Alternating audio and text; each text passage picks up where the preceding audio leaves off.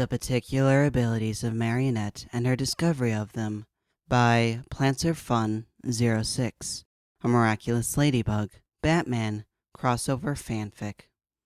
Chapter 15, Part 2. Another big change they made after Hellfire was that they gained a new member of their team, Alex Kubdel, aka Bunnix, before they left Bunnix Burrow and went back to their original timeline to save the Rodwin family. Bunnix had told Ladybug that it was time.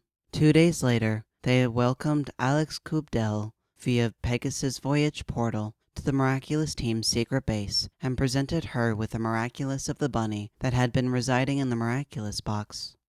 Alex had known since Time Tiger incident, when she had to give over the version of the bunny Miraculous to her future self, that she would eventually become a superhero on the Miraculous team. Since Time Tiger happened nearly 2 years ago, she had just been waiting for her to be brought in and formal training to begin. Though they all agreed to keep Bunnix out of the media, having a member that could time travel public information would only bring media scrutiny. Not many are willing to accept the idea that you can't just go back in time and do whatever you please without it having serious consequences. So Bunnix joined them bi-weekly for training sessions and assisted behind the scenes on some of the more serious Akumas, or when Marinette or Kagami needed transport to fight Akumas when out of the city for various competitions, never fighting in actual battles or going on patrols.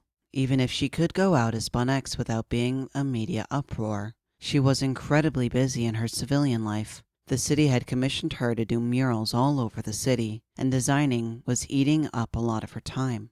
The city was very picky, and anything she wanted to paint had to be approved by a board. But Marinette had never seen Alia so excited for her project. Her and Kim had even delayed all their planned dares and stopped planning anymore so she could focus on her work. Marinette had been busy too. After multiple qualifying competitions, she participated in Championnats de France, French National Championship. She had been apprehensive at first, being one of the youngest athletes competing and going against people years her senior. She ended up being the champion on the balance beam and second on both floor exercise and uneven bars, and getting 5th in her vault.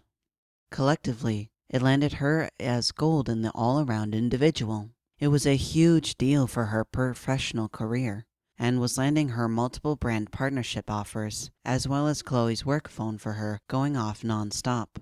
She was getting calls from various news and magazine publications about interviews and photo shoots.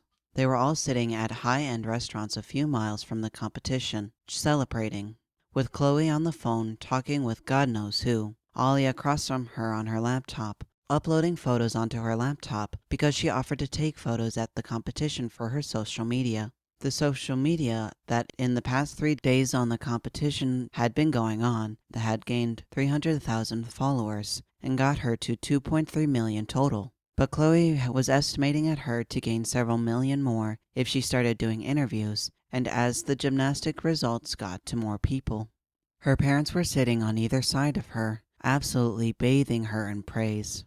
Her mama was talking about how excited she was to show her off the next time they went to Shanghai to visit her family.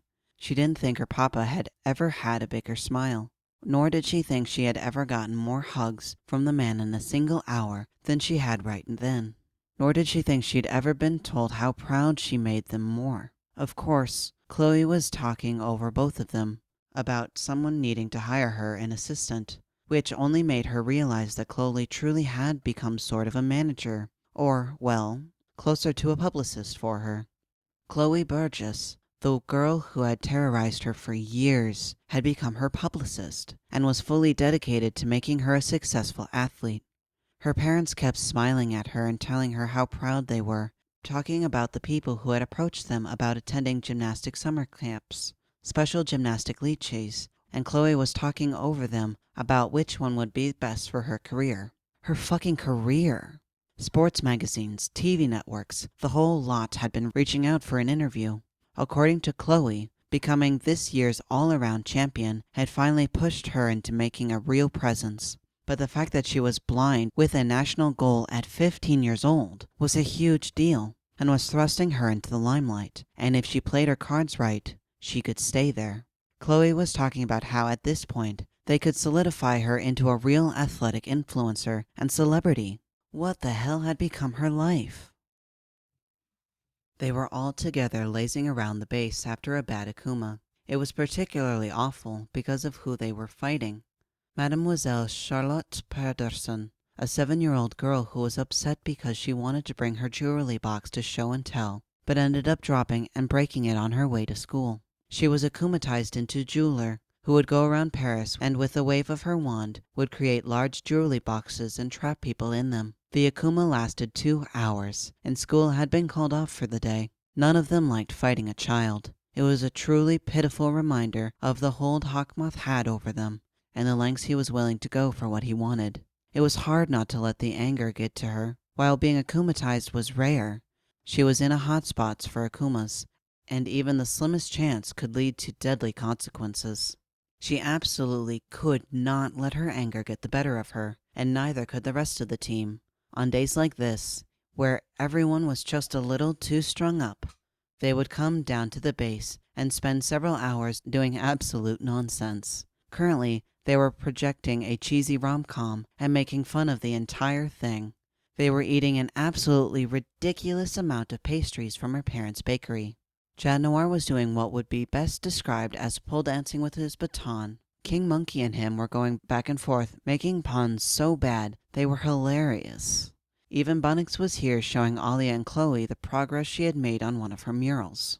Ladybug, or rather, she was more Marinette now, despite still being transformed, loved times like these, where she was simply doing absolutely nothing with her team, with her best friends, with the people that she could trust with her life, and everything else that came with it.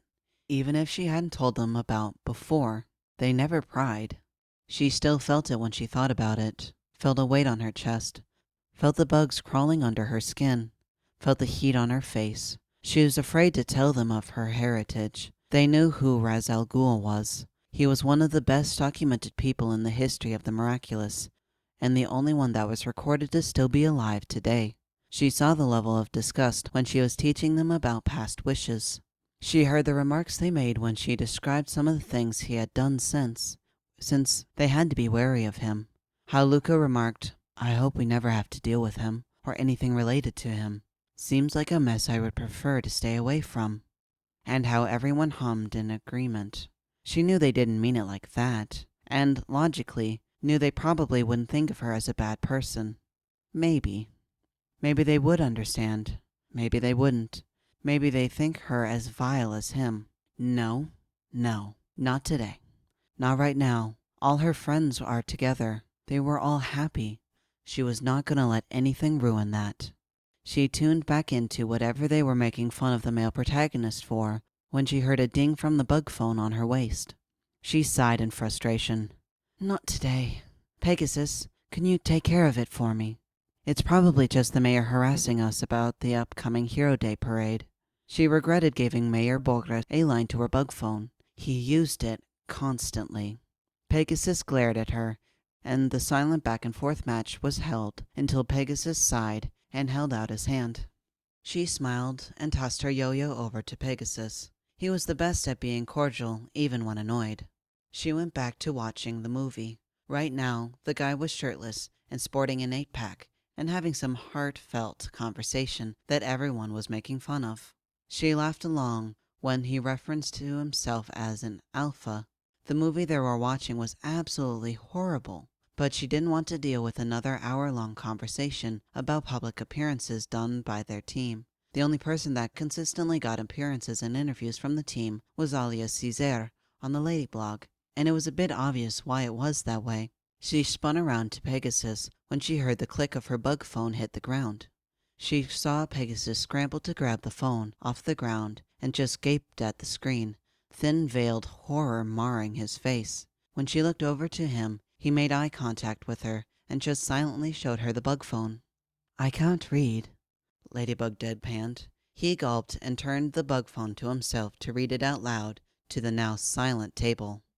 All focused on him, the movie paused. That's when he read it.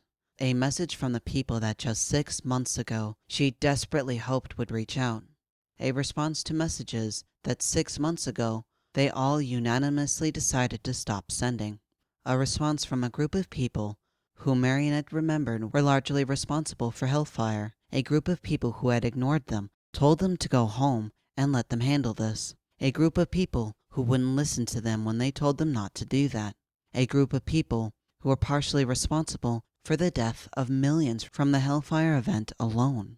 We, the Justice League International, have received your messages and hope to contact you about potential meeting times and locations.